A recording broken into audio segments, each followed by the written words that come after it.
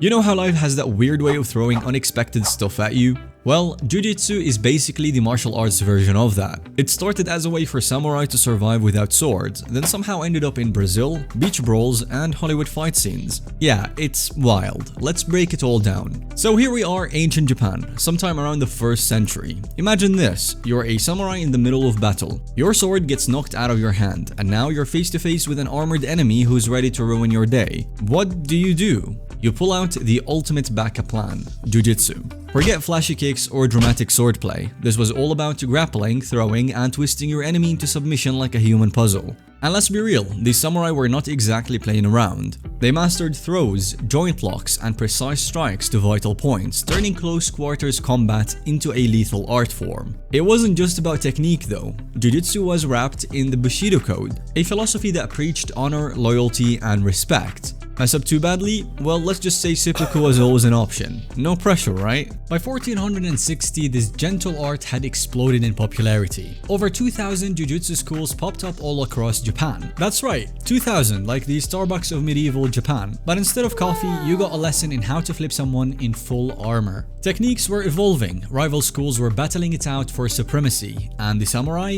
they were just getting started. Fast forward to the late 1800s, and here comes Jigoro Kano, the guy who looked at jiu-jitsu and said, cool, but what if we made it less, life-threatening? Kano was not your average martial artist. He was a brainiac who wanted to make fighting smarter, not harder. So he took the most practical techniques, ditched the dangerous ones that left people limping for weeks, and gave birth to something new.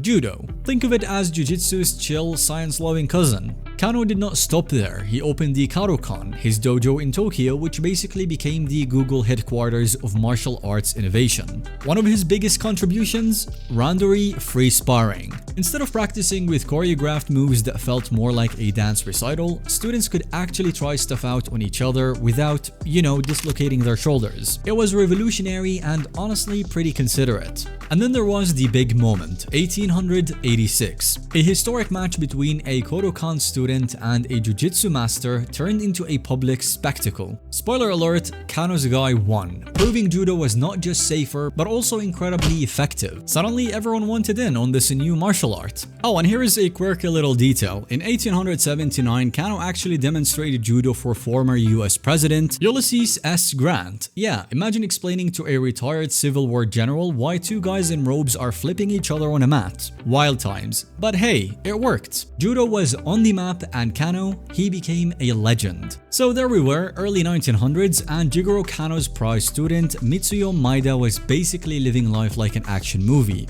This guy was traveling the world fighting anyone who would step up. Boxers, wrestlers, no-rules fighters, you name it. If you were breathing, Maeda would fight you. And here's the kicker, he won almost every single time. Over 2,000 fights worldwide. Legend status unlocked. Fast forward to 1914, Maeda lands in Brazil, where things really start to get interesting.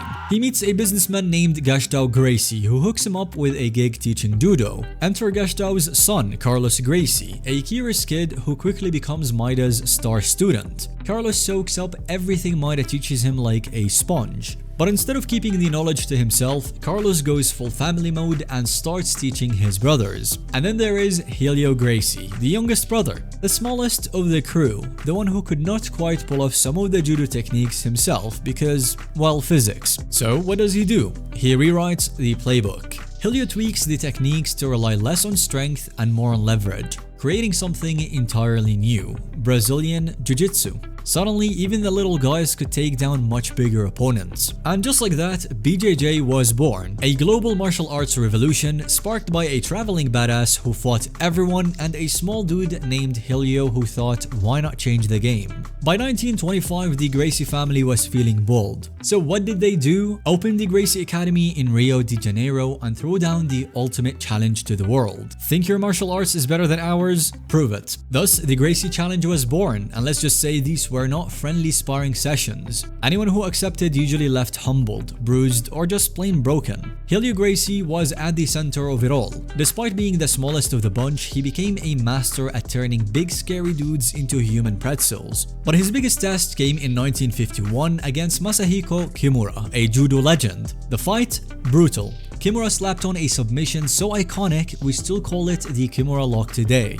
Helio fought like a warrior, but in the end his arm paid the price. Did that stop him? Not a chance, it just became part of the Gracie mythos. Meanwhile, the Gracie family was not just building a martial arts empire, they were building a dynasty. Carlos Gracie had 21 kids and 13 of them became black belts. Imagine family dinners. Instead of passing the mashed potatoes, they were probably swapping chokehold techniques. This was a full-on martial arts factory. But it was not all smooth sailing. The Gracies found themselves locked in a fierce rivalry with luta livre fighters, Brazil's no-gi brawlers. Think of it as BJJ's scrappy street fighting cousin. This feud, pure chaos. We're talking beach fights, dojo invasions, and literal riots. At one point, 50 armed fighters stormed the Gracie Academy ready to throw down. Fast forward to the 1970s and the Gracie family was ready to go global. Enter Rorion Gracie, the marketing genius of the clan. He packed up his gi, moved to California, and started teaching Brazilian Jiu-Jitsu out of his garage. And before long, he was rubbing elbows with Hollywood elites, choreographing fight scenes for Lethal Weapon and turning celebrities into ground fighting enthusiasts. Smart move, right? But he was not just there to hang out with the movie stars. Rorion had much bigger plans. Which brings us to 1993, a year that changed everything. Rorion co-founded this little thing called the Ultimate Fighting Championship, or UFC. The concept? Toss a bunch of martial artists from different styles into a cage and see who comes out on top. It wasn't a movie, this was real. And while everyone else was showing up with flashy kicks and brute force, the Gracies sent Royce Gracie, the smallest and most unassuming brother. Seriously, this guy looked like your average math teacher, not a fighter. Then it happened. Royce absolutely wrecked everyone. Much bigger opponents, gone. Wrestlers, boxers, brawlers, it did not matter. He tapped them all out with BJJ submissions they could not even understand, let alone defend. And the crowd, shocked. The world, hooked. And just like that, Brazilian Jiu-Jitsu went mainstream. The craziest part, Royce was not even the most experienced Gracie brother. Rorion picked him specifically because he was small.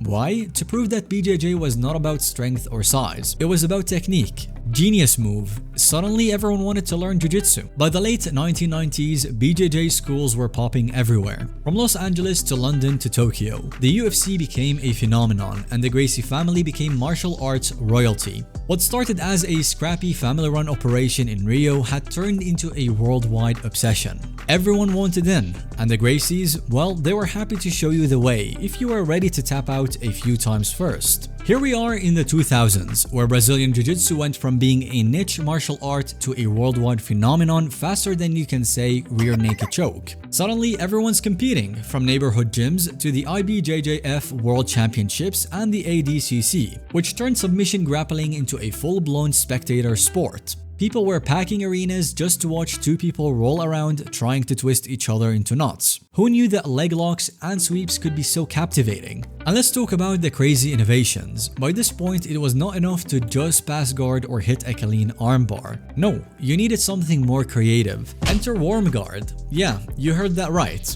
In 2015, Keenan Cornelius came up with the brilliant idea to literally wrap his gi around his opponent to trap them. Imagine trying to fight someone while tangled in their clothing. Genius? Absolutely. Practical?